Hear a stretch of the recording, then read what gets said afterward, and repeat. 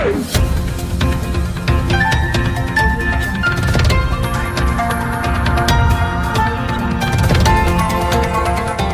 देख रहे हैं मगरा न्यूज राजस्थान, खबरें सबसे तेज।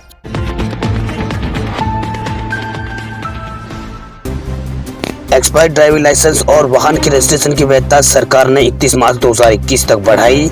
केंद्रीय सड़क परिवहन और राजमार्ग मंत्रालय ने रविवार को ड्राइविंग लाइसेंस और वाहन पंजीकरण प्रमाण पत्र जैसे वाहनों के महत्वपूर्ण दस्तावेजों की वैलिडिटी 31 मार्च 2021 तक बढ़ा दी है। इससे पहले इन सभी दस्तावेजों की वैधता 31 दिसंबर 2021 तक वैध थी। आपको बता दें कि यह नियम केवल उन्हीं वाहन के मालिकों के लिए लागू होंगे जिनके वाहनों की दस्तावेज 1 फरवरी 2021 के बाद उनकी वैलिडिटी समाप्त हुई हो। राजमार्ग मंत्रालय ने यह फैसला कोरोना महामारी के प्रसार को रोकने के लिए लिया है, क्योंकि अभी भी देश में कई शहरों में आरटीओ ऑफिस में ड्राइविंग लाइसेंस और वाहन पंजीकरण और फिटनेस प्रमाण पत्र के बहुत से मामले निलंबित पड़े हैं। ऐसे में राजमार्ग मंत्रालय ने लोगों की परेशानियों को समझते हुए ड्राइविंग लाइसेंस और वाहन पंजीकरण और फिटनेस प्रमाण पत्र जैसे वाहन के महत्वपूर्ण दस्तावेजों की वैलिडिटी यहाँ पर 31 मार्च 2021 तक बढ़ा दी है। वहीं सड़क परिवहन और राजमार्ग मंत्रालय ने कोरोना महामारी और लॉकडाउन की वजह से 1 फरवरी के बाद एक्सपायर हुए दस्तावेजों की वैधता 31 दिसंबर तक पहले बढ़ाई थी, जिसे अब 31 मार्च 2021 तक बढ़ा दी है।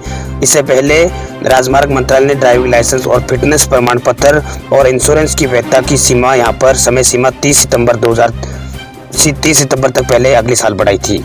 वही सड़क परिवहन और राजमार्ग मंत्रालय के अनुसार मोटर वाहन अधिनियम 1988 और मोटर वाहन अधिनियम 1989 के तहत वाहनों के फिटनेस और प्रमाण और लाइसेंस और पंजीकरण अन्य दस्तावेजों की वैधता को 31 मार्च 2021 तक बढ़ाने का फैसला लिया है। मंत्रालय ने आगे सलाह दी है कि सभी संबंधित दस्तावेजों जिनकी वैधता विस्तार का लॉकडाउन और कोरोना महामारी के कारण नहीं हो सका या फिर होने की संभावना नहीं है, जिन दस्तावेजों की वैधता 1 फरवरी 2020 को समाप्त हो गई है, उन्हें 31 मार्च 2021 तक वैध माना जाएगा।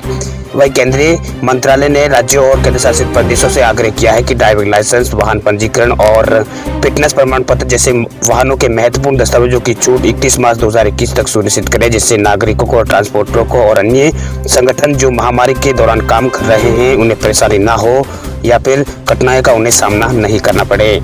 उत्तर प्रदेश में गाड़ियों पर जाति लिखवाना पड़ेगा, महंगा चीज हो सकता है। वाहनों पर जाति लिखने का फैशन सा चल रहा है। आमतौर पर लोग अपनी गाड़ियों पर जाति यादव, गुजर या फिर क्षत्रिय, राजपूत या फिर पंडित, मौर्य लिखवा कर चलते हैं। अब इसको लेकर उत्तर प्रदेश सरकार सख्त हो गई है। उत्तर प्रदेश सरकार अब इस पर लगाम लगाने की तैयारी कर रही है। अब गाड़ियों पर जाति लिखकर चलने वालों पर सरकार कार्रवाई की मूड में है। यूपी में जाति लिखकर गाड़ी चलाने वालों पर यहाँ पर सरकार बड़ी कार्रवाई कर सकती है। वाहनों को सीज तक करने की यहाँ पर कार्रवाई कर सकती है। उत्तर प्रदेश सरकार अब जाति सूचक स्टिकर लगे होने पर गाड़ियों को सीज करने की कार्रवाई करेगी। यूपी की राजनीति और सामाजिक व्यवस्था में जातीय समीकरण बहुत ही अहम माना जाता है। केंद्र सरकार को लगातार शिकायतें मिल रही थी, जिसमें ये कहा जा रहा था कि गाड़ियों पर जाति सूचक स्टिकर लगाने का प्रचलन ज्यादा है, जिसके सांकेतिक अर्थ एक दूसरी जाति को यहाँ पर कमतर देखने की कोशिश में भी है। वही सभ्य समाज के लिए इस तरह की भाषा ठीक नहीं है। इस आधार पर पीएमओ ने यूपी सरकार को पत्र लिखकर रोक लगाने के निर्देश यहाँ पर दिए हैं। पीएमओ का पत्र मिलते ही इसे लेकर यूपी की सरकार ने गाड़ियों के चालान और सीज करने की कार्रवाई को लेकर सभी जिला परिवहन अधिकारियों को निर्देश दिए हैं। यूपी सरकार शुरुआत से ही लोगों को ऐसा करने पर रोकने के लिए यहाँ पर जागरूकता अभियान चला सकती है। आपको बता दें कि आजकल सड़कों पर ऐसे वाहन की भरमार नजर आ रही है जिन पर जाति का उल्लेख होता है। लोग धड़ल्ले से अपने वाहनों पर जाति लिखकर चल रहे, इसे लेकर लोग लगातार सरकार से शिकायत भी कर रहे थे। इन शिकायतों पर केंद्र सरकार ने गंभीरता से विचार किया है। वहीं पीएमओ ने यूपी सरकार को पत्र लिखकर इसे रोकने के लिए यहाँ पर कदम उठाने के लिए कहा है। 31 दिसंबर को सीबीएसई बोर्ड की 10वीं और 12वीं परीक्षाओं की तारीखों का ऐलान करेंगे शिक्षा मंत्री। 31 दिसंबर को होगा सीबीएसई बोर्ड परीक्षाओं की तारीखों का ऐलान। ये जानकारी शिक्षा मंत्री ने शनिवार को ट्वीट करके दी है। केंद्रीय मंत्री रमेश पोखरियाल निशंक ने शनिवार को कहा है कि 10वीं एवं 12वीं बोर्ड की परीक्षा की तारीखों का ऐलान 31 दिसंबर 2020 को किया जाएगा।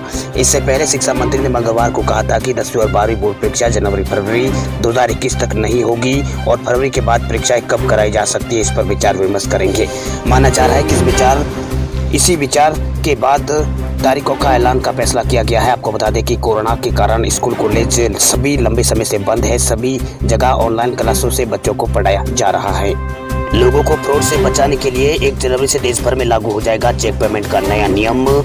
1 जनवरी 2021 से चेक से पेमेंट के नए नियम लागू हो रहे हैं। आरबीआई ने नियमों को लागू करने के लिए सभी बैंकों को निर्देश दे दिए हैं। रिजर्व बैंक ऑफ इंडिया ने बढ़ते बैंकिंग फ्रॉड को रोकने के लिए अब एक और कदम उठाया है। अब 1 जनवरी 2021 से चेक पेमेंट के नियम बदलने वाले हैं। नए नियमों के अनुसार अब 50,000 रुपये के चेक पेमेंट पर पॉजिटिव पे सिस्टम फॉलो करना होगा, ताकि बड़े भुगतान वाले सभी चेकों को बैंक दोबारा रीचेक कर सके और धोखाधड़ी को रोका जा सके। आरबीआई ने सभी बैंकों को निर्देश दिया है कि 1 जनवरी से लागू होने वाले चेक पेमेंट के नए नियमों की सारी जानकारी ग्राहकों तक पहुंचा दी जाए। इसके लिए सभी सरकारी और प्राइवेट बैंक अपने ग्राहकों को एसएमएस अलर्ट और ऑनलाइन बैंकिंग के जरिए पूरी जानकारी उपलब्ध कराएंगे। आपको बता दें कि पॉजिटिव पे सिस्टम एक प्रकार का टूल होता है जो ऑटोमेटेड फ्रॉड का पता लगाता है, ताकि ऑनलाइन फ्रॉड से बचा जा सके। आरबीआई ने पॉजिटिव पे सिस्टम को और अपग्रेड करवाया है। 1 जनवरी 2021 से जो पॉजिटिव पे सिस्टम अब का अपग्रेड वर्जन के तहत नए नियमों को लागू करवाया जा रहा है। ये सिस्टम अब कस्टमर को चेक पेमेंट से होने वाले फ्रॉड से बचाएगा। वही पॉजिटिव पे सिस्टम के नए नियमों के अनुसार इलेक्ट्रॉनिक माध्यम से अगर कोई भी व्यक्ति कोई चेक जारी करता है तो उस चेक नंबर, खाता संख्या या फिर प्राप्तकर्ता और रकम के साथ पूरी जानकारी चेक जारी होने के बाद सभी डिटेल दोबारा पॉजिटिव पे सिस्टम पर भरनी होगी, जिसके बाद बैंक पूरी जानकारी दोबारा चेक करेगा। उसमें सभी जानकारी सही होगी तो ही यहाँ पर चेक अप्रूव किया जाएगा। वही नए नियमों के अनुसार 50,000 रुपये या इससे ऊपर के चेक पेमेंट के यहाँ पर नए पॉजिटिव पे सिस्टम के तहत जो डिटेल दोबारा मांगी जाएगी, ये डिटेल यहाँ पर पॉजिटिव पे सिस्टम में अपलोड होगी, जिसके बाद ये चेक जब बैंक को मिलेगा, बैंक इस चेक को वेरीफाई करेगा। अगर चेक में सारी डिटेल दोबारा दी गई जानकारी से मैच हो जाएगी तो ही यहाँ पर पेमेंट बैंक करेगा। लेकिन अगर चेक की डिटेल मैच नहीं हुई तो बैंक यहाँ पर पेमेंट रोक देगा। यानी ये सिस्टम यहाँ पर चेक पेमेंट को क्रॉस चेक कर सुरक्षित करेगा, ताकि ऑनलाइन बैंकिंग में धोखाधड़ी ना हो सके। ये नियम नए साल से देश भर में लागू हो जाएगा। आम आदमी पार्टी के मोहल्ला क्लिनिक की तर्ज पर गुजरात सरकार ने शुरू किया दीनदयाल क्लिनिक, मुफ्त में होगा इलाज। गुजरात के उप मुख्यमंत्री नितिन पटेल द्वारा आम आदमी पार्टी के नेतृत्व वाली मोहल्ला क्लिनिक के विचारों को रद्द करने के महीनों बाद अब गुजरात सरकार ने भी राज्य में शहरों और घनी आबादी वाले क्षेत्रों में छोटे स्वास्थ्य केंद्र शुरू करने का फैसला किया है। गुजरात सरकार ने ये फैसला ऐसे समय लिया है जब आम आदमी पार्टी ने अहमदाबाद में 10 स्थानों पर व्यापक रूप से प्रशासित मोहल्ला क्लिनिक का मॉडल परीक्षण अभियान शुरू किया है। आपको बता दें कि आम आदमी पार्टी ने 11 दिसंबर को गुजरात में अपने मोहल्ला क्लिनिक मॉडल का परीक्षण शुरू किया था। इसके बाद भाजपा सरकार ने भी 21 दिसंबर को शहरी गरीबों के लिए दीनदयाल क्लिनिक की यहाँ पर घोषणा की है। बीजेपी के एक विधायक के पूछने पर कि क्या दिल्ली के मोहल्ला क्लिनिक की तर्ज पर होगा, तो उस पर उप मुख्यमंत्री नितिन पटेल ने कहा कि स्वास्थ्य सेवा गुजरात मॉडल दिल्ली के मोहल्ला क्लिनिक मॉडल से कहीं बेहतर है। कई अन्य राज्य गुजरात मॉडल को दोहराने की कोशिश कर रहे हैं, लेकिन गुजरात सरकार की दीनदयाल क्लिनिक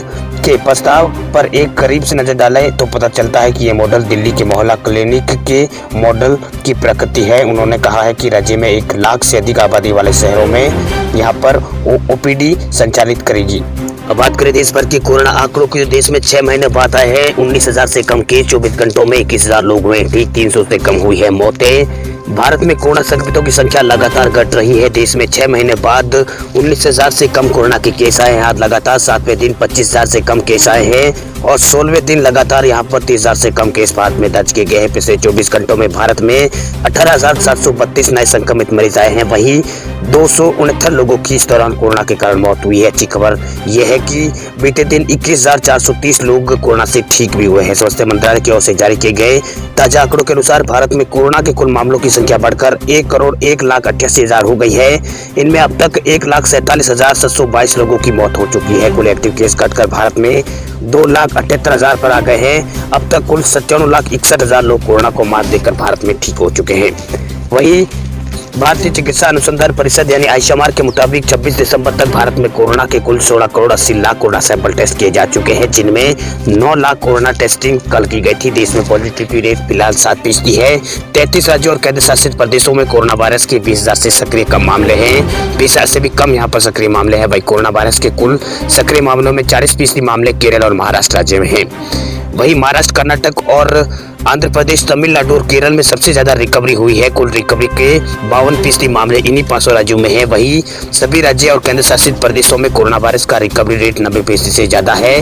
वहीं राहत की बात यह है कि मृत्यु दर एक्टिव केस के रेट में लगातार गिरावट भारत में दर्ज की जा रही है। देश में कोरोना मृत्यु दर 1.45% है, जबकि रिकवरी रेट भारत में करीब 96% है। वही एक्टिव केस भारत में महज 3% से भी कम बचे हैं। वही सबसे ज्यादा एक्टिव केस फिलहाल महाराष्ट्र राज्य में है। एक्टिव केसों के मामले में दुनिया में भारत का 10वां स्थान है। वही कोरोना संक्रमितों की संख्या के हिसाब से भारत दुनिया का दूसरा सबसे प्रभावित देश है। वही रिकवरी दुनिया में अमेरिका के बाद सबसे ज्यादा भारत में हुई है। मौतों के मामले में एक और ब्राजील के बाद भारत का नंबर यहाँ पर आता है। वही देश के कई राज्यों में कोरोना के मामलों में अब यहाँ पर गिरावट आई है। कई राज्यों में कोरोना के मामले अब लगातार मामलों में कमी देखी जा रही है। वहीं राजस्थान में भी कोरोना के मामलों में यहाँ पर लगातार गिरावट दर्ज की जा रही है। नए साल के दस्तक के साथ ही कोरोना को लेकर राजस्थान में अच्छे संकेत दिखाई देने लगे हैं। प्रदेश में तेजी से कोरोना संक्रमितों की संख्या में कमी देखी जाने लगी है। शनिवार को राजस्थान में नए कोरोना के संक्रमितों की संख्या एक बार फिर कमी इसमें दर्ज की गई है। राजस्थान में पिछले 24 घंटों में ये यहाँ पर 785 नए मामले सामने आए। प्रदेश में वैक्सीनेशन की ट्रायल का काम अभी प्रगति पर दिखाई दे रहा है। मिली जानकारी के अनुसार अभी तक 500 से ज्यादा लोग वैक्सीनेशन ट्रायल दे चुके हैं। फिलहाल किसी को भी यहाँ पर साइड इफेक्ट को लेकर कोई खबर यहाँ पर नहीं आई है। साइड इफेक्ट को लेकर कोई खबर नहीं आई है। इस लिहाज से उम्मीद लगाई जा सकती है कि जल्द ही प्रदेश में कोरोना की चेन टूटेगी। आपको बता दें कि 21 नवंबर से 3000 का आंकड़ा पार करने के बाद प्रदेश में हड़कंप मचा हुआ था। वही सरकार और आमजन में यहाँ पर अचानक लगातार बढ़ रहे केसों से चिंता यहाँ पर आमजनों की बढ़ गई थी। इस लिहाज से प्रदेश सरकार की ओर से नाइट कर्फ्यू और अन्य फैसले यहाँ पर लिए गए थे। अब ये कहा जा सकता है कि रात्रिकालीन कर्फ्यू और आम जनता की जागरूकता का ही परिणाम है कि कोरोना संक्रमितों में यहाँ पर केसों में यहाँ पर लगातार राजस्थान में गिरावट दर्ज हो रही है। पहली बार यहाँ पर इसी तरह के आंकड़ों में यहाँ पर कमी दर्ज की गई है। इधर प्रदेश में कुल संक्रमितों का आंकड़ा 3,04,517 पहुंच गया है। वही 7 लोगों की मौत पिछले 24 घंटों में हुई है। मौतों का आंकड़ा भी राजस्थान में 3664 पहुंच गया। एक्टिव केस की बात करें तो राजस्थान में अब आंकड़ा 11,488 फिलहाल एक्टिव केस है। खबरों की दुनिया में आइए हमारे साथ कहीं भी और कभी भी जुड़िए। हम मिलेंगे फेसबुक पर, हम दिखेंगे यूट्यूब पर, हमें फॉलो कीजिए ट्विटर पर। देश प्रदेश की ताजा तरीन खबरों के लिए मगरा न्यूज राजस्थान के यूट्यूब चैनल को सब्सक्राइब कीजिए और साथ में घंटी का निशान दबाइए।